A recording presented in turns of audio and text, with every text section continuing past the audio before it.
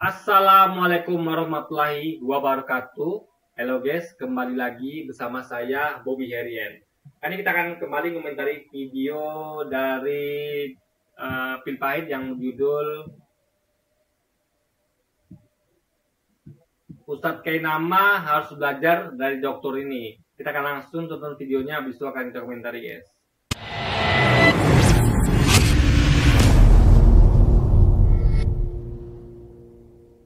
Kalau Islam surga itu nggak terbayangkan gitu susah kita pokoknya keindahan kenikmatan yang itu. Tapi kalau mereka bisa dilihat, mereka bisa diukur gitu. Mereka itu bisa kayak seperti film gitu, bisa digambarkan. Ada parameternya.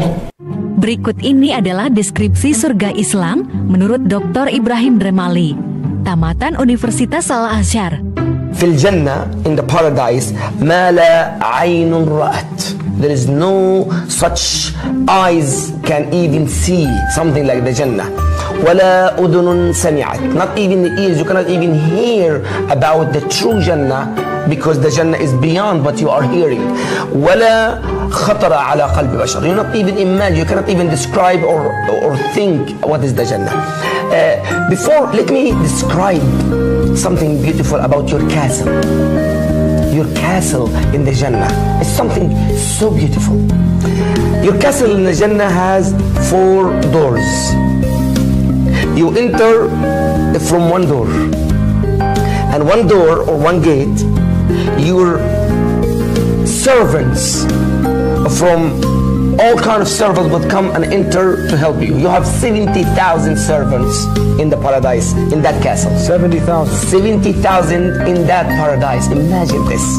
And one door, this one door you enter, one door your servants, and one door there is a special angel will come to you every Friday. Every Friday they come and they visit you on the Friday, have a small card in his hand. That angel have a beautiful small card in his hand. And guess what is written in the card? It is a message from Allah subhanahu wa ta'ala. Message from Allah. Allah subhanahu wa ta'ala says, Abdi. In that card, Abdi, that is my servant. In another riwayah called it Tirmidhi, Abdana. This is my honored servants. Ishtaqtu ilayka. I miss you. Fazurni, and so come and visit me. Allah send you this. The creator of the heavens and the earth, he's calling. Imagine the creator of the earth, the one he creates to create everything. He said, come and visit me. We get excited if, say, the president was saying, hey, look, I want to have a meeting with you. This is the creator. Imagine Allah subhanahu wa ta'ala himself send you this message with a small card. My servant, I miss you, come and visit me. The 4th door, you will go out from your castle to visit the presence of Allah subhanahu wa ta'ala. And the moment you put your right foot outside the house, there is a rain of musk. Musk, a beautiful perfume, will cover you. Until Allah subhanahu wa ta'ala prepare around the throne. The throne subhanahu wa ta'ala, karasi, chairs, in front of the throne of Allah subhanahu wa ta'ala. And we, every chair assigned under your name and his name and her name. And we see the throne of Allah subhanahu wa ta'ala. Right? You know, for example, you eat in the Jannah. There is a password. In the Jannah there is a password. What is that password? What is that? Yeah. Subhanallah. Subhanallah. Glory be to God. That's it. For example, what is the password? You see in the tub a bird, beautiful bird. You wish, only you wish, that bird is for you. That bird, it have like a roasted bird. You say Subhanallah, you have it. Then you say Alhamdulillah. All thanks is to God. Yeah. That's it.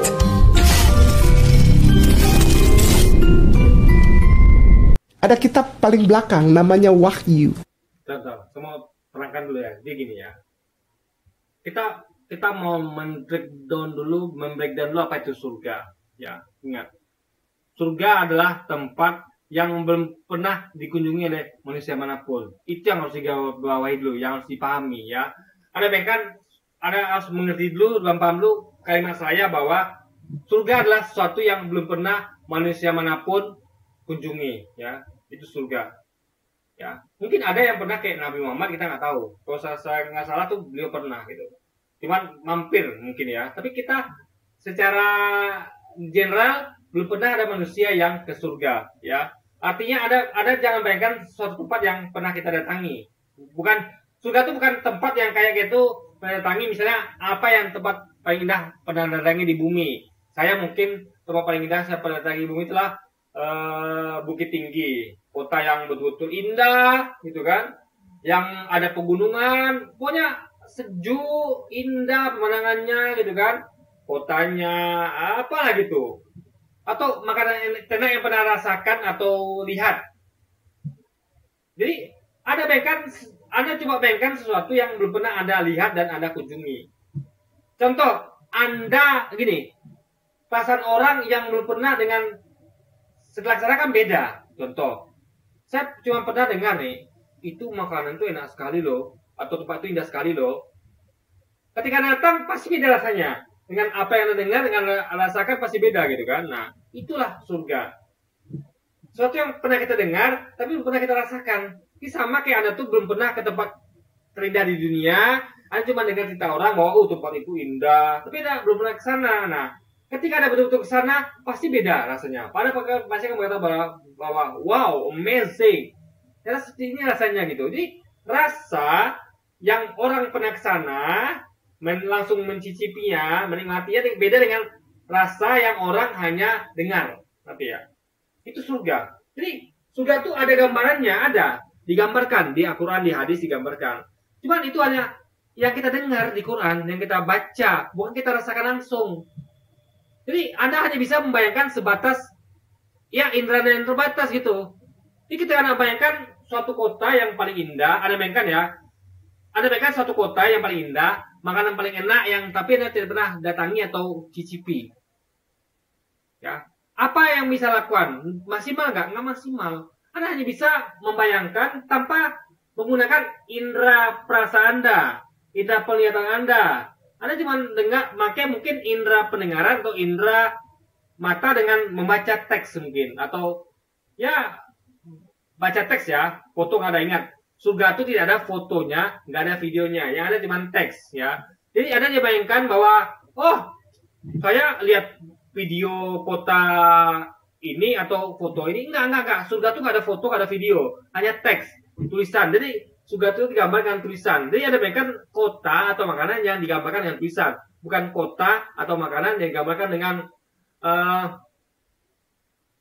video atau foto ya. Itu yang diingat. Jadi surga itu tidak pernah ada foto atau videonya, nggak pernah ada. Yang ada teks. Jadi Anda harus bayangkan sebuah kota yang paling indah, makanan paling enak, tapi tidak pernah ditampilkan video dan fotonya, hanya berupa teks, digambarkan melalui teks. Nah, jadi akan beda rasanya dengan orang yang betul-betul sana, betul-betul mencicipi makanan itu pasti beda. Nah, itu surga. Nah, jadi apa ya? Anda tuh nggak tahu tentang surga dengan indera perasaan yang komplit gitu. Ini seperti Anda ketika Anda ke sana betul-betul ke kota itu, betul makan makanan itu, Anda akan bisa menggunakan semua indera Anda. Indera perasa, indera penglihatan, indera pendengaran, indera peraba bahkan. Tapi kalau Anda cuma baca teks, Anda tidak bisa menggunakan indera Anda. Mungkin Anda bisa menggunakan imajinasi Anda gitu, ya kan? Jadi itulah surga sekali lagi ya. Jadi yang penting bukan itu sebenarnya, tapi kita harus lihat yang kita pahami adalah harusnya surga itu adalah logis apa tidak. Maksud saya gambarannya itu logis apa tidak gitu. Nah, logikanya gini. Surga itu harusnya adalah tempat yang indah. Kenapa? Karena kita tuh untuk mendapatkan surga tuh nggak mudah. Kita harus berbuat baik, menghindari hal buruk. Itu bukannya gampang, guys. Susah. Jadi orang baik dan meninggalkan perbuatan jahat tuh susah, guys. Susah sekali. Banyak godaan, banyak tantangan gitu kan. Nah, jadi hadiahnya harus luar biasa. Jadi kalau Anda di dunia jadi kaya cukup dengan investasi misalnya atau kerja keras, itu menurut saya lebih mudah dibandingkan Anda tuh harus berbuat baik dan meninggalkan dosa. Susah sekali, guys. Ya. Kalau kerja keras mungkin saya rasa hampir semua orang bisa. Tapi untuk jadi orang baik itu susah. Karena godaan itu banyak guys. Karena ini hubungannya dengan hawa nafsu kan, nah, beda. Kalau kerja mungkin akan memenuhi hawa nafsu. Kenapa? Dengan bekerja kita bisa dapat di dunia juga ya, bukan akhirat. Dengan bekerja kita bisa dapat beli mobil, beli motor, bisa nikah, dapat isi cantik mungkin di dunia kita dapatkan. Tapi kalau kita kerja keras meninggalkan dosa, membuat kebaikan, tentu hadiahnya nanti di dunia. Sehingga akan lebih sulit untuk diaplikasikan itu kan. Nah, jadi apakah surga itu realistis? Jadi surga itu haruslah apa yang Anda capai di dunia harus lebih dari situ. Karena kita tuh logikanya, kita tuh kan meninggalkan dunia ini kan tentu ingin dapatkan lebih baik daripada dunia. Surga adalah tempat yang lebih baik daripada dunia. Semua orang setuju itu ya.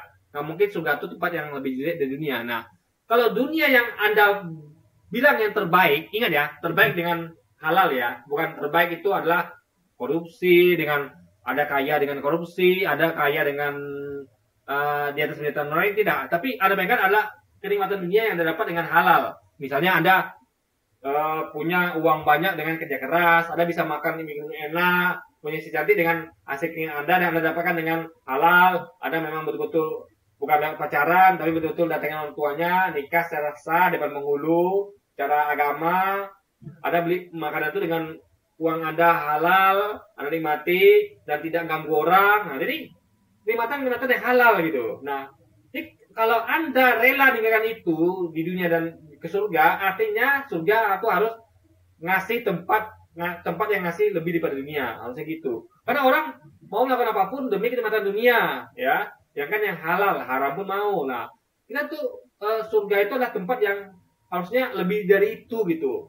Kita dapat semua yang kita inginkan dengan melebihi itu. Sehingga kita tuh tidak rugi untuk meninggal dan masuk surga, nggak rugi. Jangan nanti orang surga tuh berpikir bahwa, aduh, enak di dunia lagi ya. Aduh, di dunia cuma sebentar, di surga selamanya. Orang jangan sampai tidak ada orang ngutuk di surga. Lebih enak di dunia lagi. Di dunia tuh enak loh, bisa makan enak, bisa minum enak, bisa bergaul dengan istri, dengan anak. Di surga ini apa sih gitu? Ini jangan sampai orang ngeluh. Orang tuh harusnya di surga tuh bersyukur. Makanya untuk bersyukur harus kasih nikmat lebih. Ngerti nggak logikanya? Gini. Anda disuruh pindah nih. Kamu pindah ya dari rumah kamu yang lama, pindah rumah baru kamu. Nah, orang untuk pindah, apa yang diiming-imingi? Tentu tempat yang lebih baik. Nggak mungkin orang mau pindah, nanti ketika dikasih tempat yang lebih buruk, dia akan ngeluh. Lebih enak rumah lamaku, ngapain aku pindah? Jangan sampai logikanya surga itu jadi tempat seperti itu. Oh, dunia ternyata lebih indah daripada surga. Di dunia aku bisa makan enak, bisa makan minum enak, bisa ya punya yang enak-enak. Ya, banyak hal yang enak gitu, yang nikmat. Di surga apa? Jadi logikanya dunia sementara ini haruslah kalah kenikmatannya dibandingkan surga yang untuk selamanya. Karena ini selamanya loh guys. Kita saja tidak dapat nikmat dunia ini sementara kita udah ngeluh gitu kan. Aduh, di dunia aku menderita. Padahal menderitanya cuma paling sehari. Besok dia senang lagi gitu kan. Jadi apalagi di surga guys. Di dunia saja kita kalau bisa milih kita nggak mau hidup tuh sedetik saja menderita. Nggak mau kita. Kita maunya senang terus kalau bisa kan. Nah ini di surga apalagi gitu. Ini nggak mungkin logikanya level surga tuh di bawah level dunia. Kalau dunia tuh bisa dapatkan kenikmatan yang luar biasa, kenapa di surga tidak? Bahkan lebih lagi gitu. Kalau gitu untuk apa kita ke surga? Kenapa kita pindah ke tempat yang nggak lebih baik dibandingkan dunia? Kita pun pasti ogah pindah guys. Nah itu logika berpikirnya kan. Ya, bukan Wahyu Pranoto yang di situ, bukan. Namanya Wahyu. Kitab Wahyu ini ditulis oleh seorang. Loh kok Ustadz masih langsung buka ya supaya tahu bahwa saya ya ini kan pasti ada yang tulis nih. Penipu itu bicara lagi tuh di Hagia Sophia, pembohong itu diundang lagi tuh. Ya saya buka supaya saya nggak dibilang pembohong. Kitab ini ditulis, surat ini, Wahyu ini atau Revelation ini ditulis oleh salah seorang Hawariun, pengikut Yesus yang sangat disayangin karena dia tampan. Tampan sekali. Jadinya tuh kayak perempuan. Halus sekali. Namanya Yohanes. Bahkan pernah tercetus dari mulutnya Yesus itu bilang bahwa kalau aku bilang dia nggak mati, kamu mau apa? Sampai aku datang kembali baru dia mati. Itu geger itu satu tanah Yudea.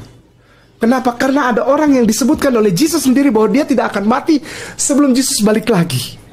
Seistimewa itu ya. Seistimewa itu. Nggak taunya dia meninggalnya sekitar tahun 218 atau tahun 219.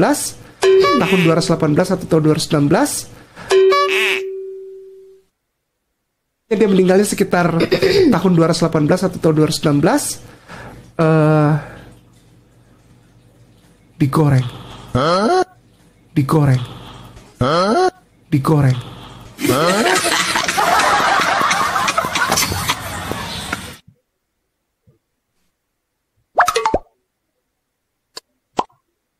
Jadi gini guys ya, apa namanya?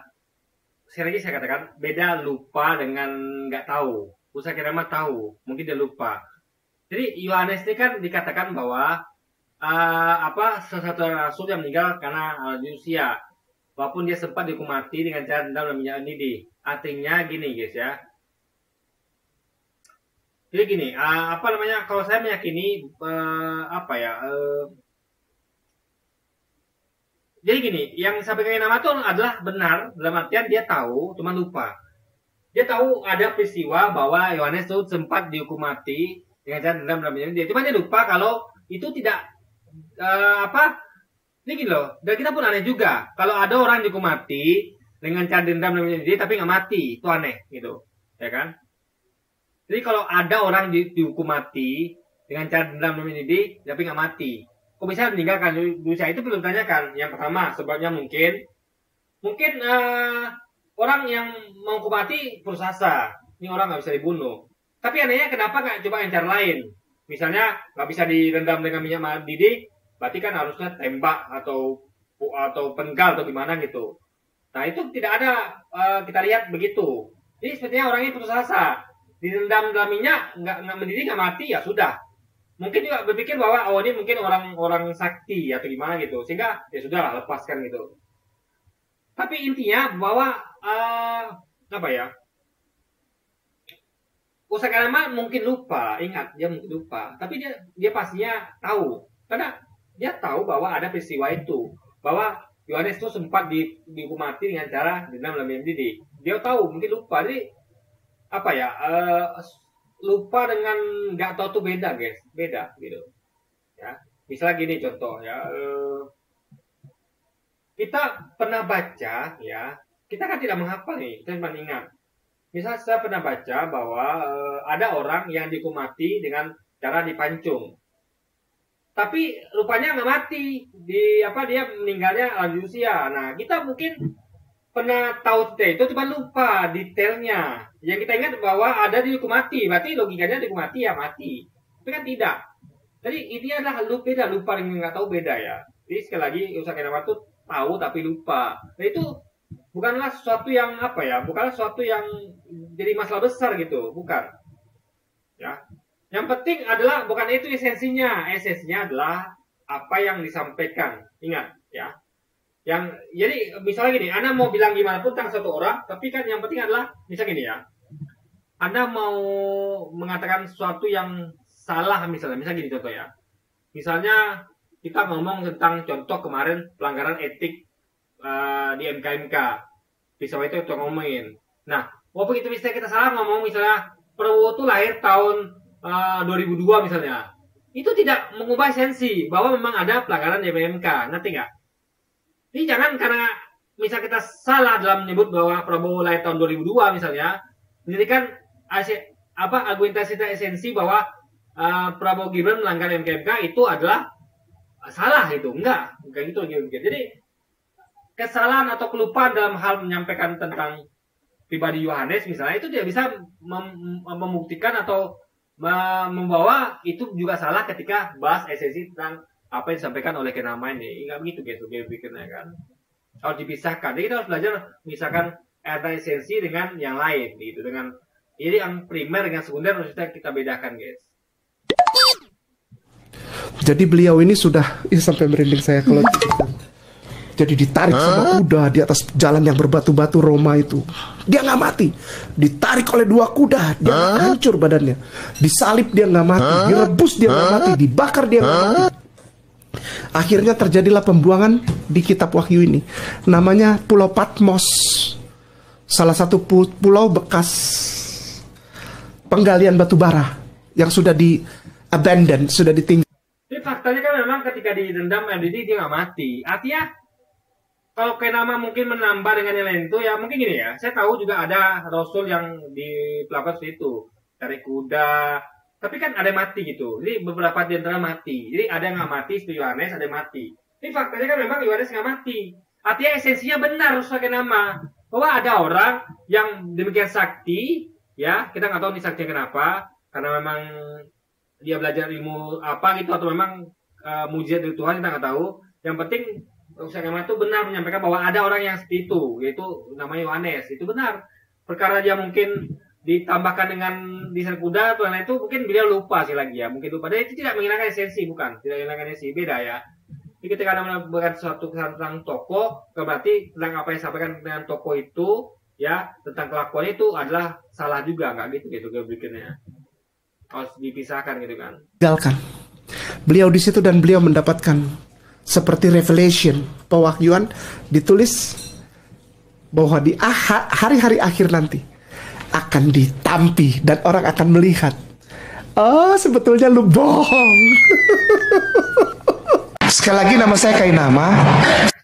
Oke, jadi kembali lagi nih ya, dari menit 641 sampai 852 itu adalah kembali pengulangan.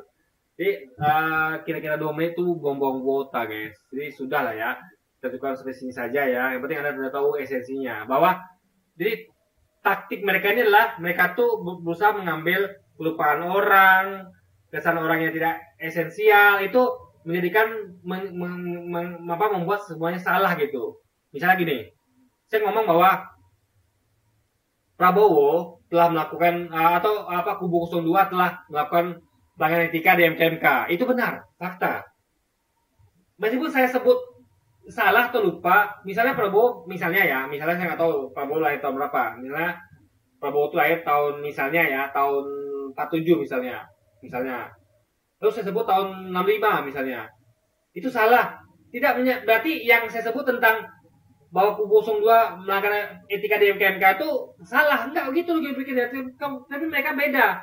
Mereka tuh membuat ini nih, ketika saya nyebut salah tentang lahir tahun lalu Prabowo, mereka buat jadi seakan-akan yang saya sebut tentang pelanggaran etika 02 di MKMK juga keliru gitu. Itu taktik mereka guys. Jadi itu yang tidak benar tuh di situ.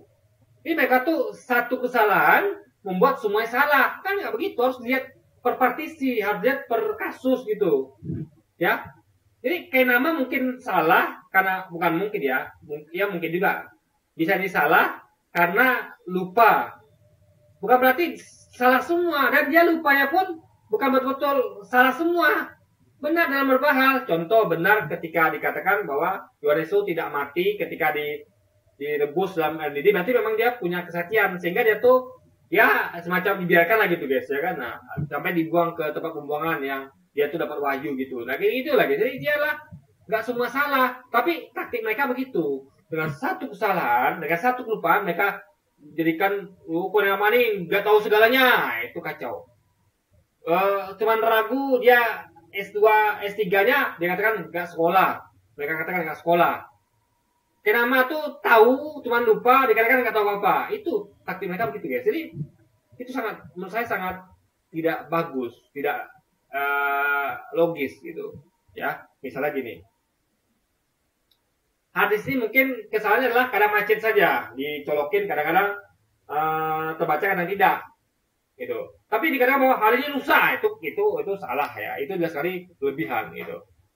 Ya. Atau misalnya saya adalah orang yang kelemahan saya mungkin ya, saya tuh kadang-kadang saya tuh butuh proses belajar. Saya tuh awal-awal tuh saya betul-betul kayak orang bingung.